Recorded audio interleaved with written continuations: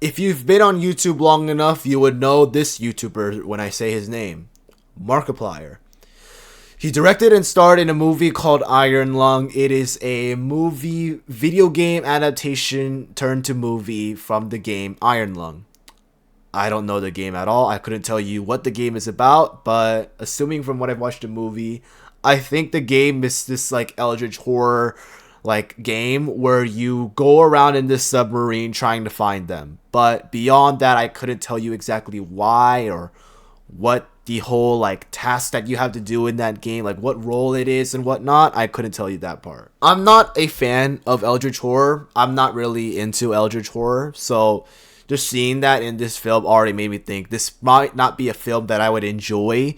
But if you do like that realm of eldritch horror, or if you just like movies by Markiplier in general, which I think this is the first and only movie there is about him, I think you would really enjoy this film. This is a low budget film. And low budget, I mean this is all financed by him.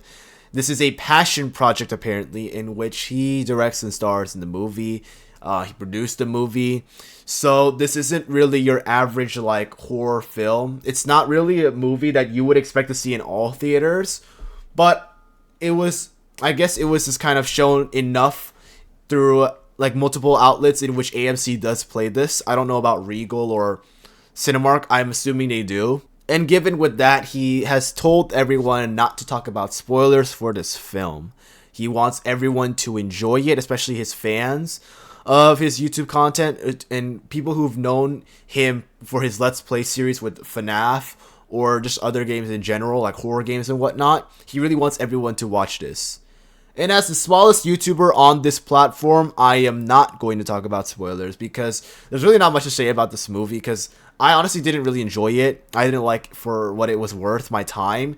But it was something that I just decided to try, and I don't think I'm going to watch any film like that ever again. So I'm going to just talk about my complaints about this film and then give the good stuff, my good review of what I think, and also a yellow spectrum rating at the end of course. I cannot talk, good grace. Oh my goodness. I think I'm just too tired. But before I officially do that, I am gonna give you kind of a rundown of what you're gonna expect from this film, given with what you see in the trailer. So Markiplier plays this character named Simon, who is going down in this submarine in an ocean of blood. And he is out there trying to look for something that would save humanity from extinction. And little does he know that there is more of what lies beneath the depths of that ocean, and that he might run into something that should not be disturbed. And I think the movie did very well with what they were trying to give in eldritch horror film. I keep saying eldritch horror, but I don't really understand what eldritch horror is. I searched it up on Google and I just saw all like these like things and I was like, yep, that's exactly what is seen in the film. And I think this movie did very, very well with kind of portraying an eerie tone. Like, this isn't really your average like horror movie where you get jump scared.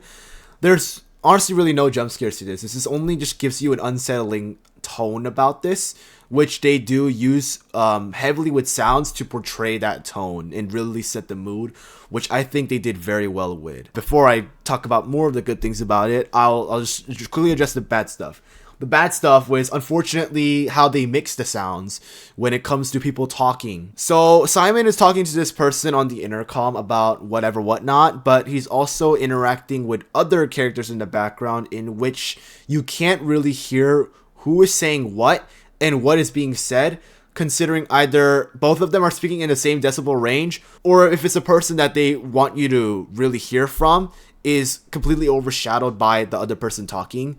And it's just not really that audible. It's not really, doesn't feel good to listen to. It just feels like your mom and your dad trying to talk to you at the same time, and you just don't know what to answer, what to say, what to comprehend. But I think if you were attentive to this film, as you know, every movie assumes you do, that it wouldn't be too hard to kind of understand what is being said. But you don't really get to really hear it at the moment. It just kind of processes it a bit in your head, or at least it did in my head. And then it was like, okay, I can see what is, going on. And they still kind of elaborate further through what Simon is doing in that submarine and what he does and what he plans to do while he is in that submarine. Another bad thing about this film was I didn't like how the first act was so slow. Nothing really gets done. It just kind of felt like a GRWM with a submarine explorer. Like, you just kind of see Simon diddle-daddling through anything or whatnot in regards of what he is very limited to do in the submarine. And it's not like a complete waste of your time. It kind of does kind of explore what you are about to expect in this film. But I think it could have been shortened a little bit. And this isn't like something unusual or unique. Other films have done this in the past where they do like a what they call a slow burn, from what I've heard. But I'm not a fan of that. I don't like slow burns. I like it when it's having a good pace, and when things need to be fast and when things need to be slow is which there has to be a purpose for why it is slow or why it is fast is what I like about a film. I don't know if that made any sense. I'm sorry, I'm very tired. This is the second video I'm recording today. In fact, the third, maybe. Another thing I didn't like was as much as they spent the first act really having you just watch Simon do whatever, they touch upon some of his background story a little bit, in which you do understand by the end what kind of person he is and what he has done. But I feel like they could have emphasized a little bit or kind of fleshed out that lore a bit more with this film. But you just don't really get to understand much about Simon, even though I feel like it was important that you do understand his character, considering what is being done in the film and what he has to do in that submarine. I don't know, maybe just as a personal thing, like I feel like for some people, I just need to hear, like, watch a fleshed out story if it's someone I have no interest in.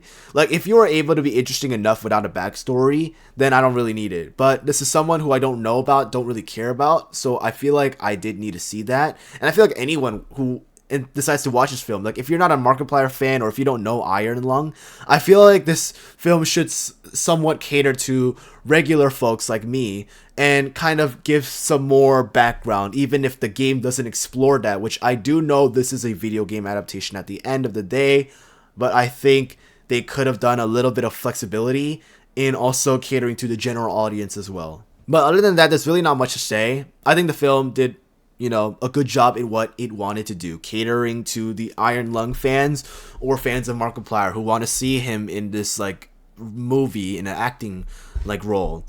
And I think this was just like whatever for me. I would give it, on the yellow spectrum, a rating of lemons. Not really good. It's not like the worst thing I've seen, but it's not something that I would enjoy. It was just a bit sour to my taste, and that's all I have to say. But that's about it. So make sure to like and subscribe, and I'll see you guys in the next video. Peace.